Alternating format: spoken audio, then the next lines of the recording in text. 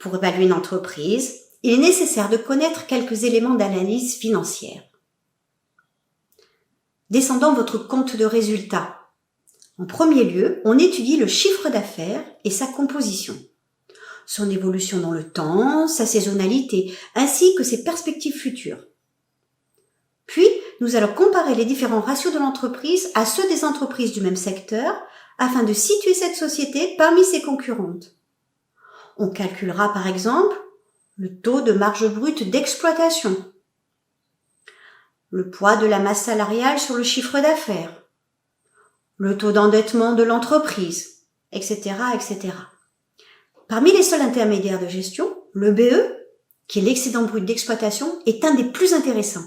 En effet, il permet de voir quelle est la véritable richesse créée par l'entreprise en dehors de toute politique financière.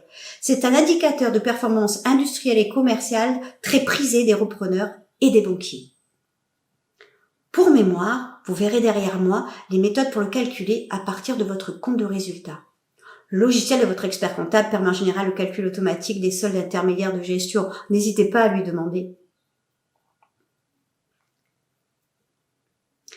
Un autre indicateur clé à connaître, la CAF.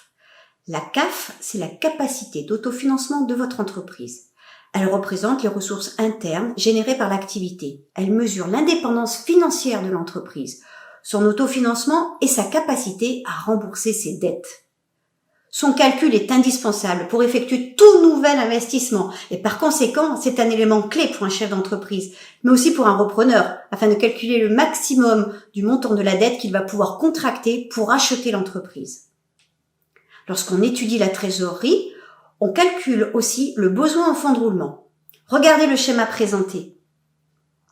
Sur ce schéma, le BFR indique le montant de trésorerie nécessaire pour couvrir la période allant du règlement des fournisseurs au paiement par les clients, tout en couvrant les charges de l'entreprise et ses stocks pendant cette période.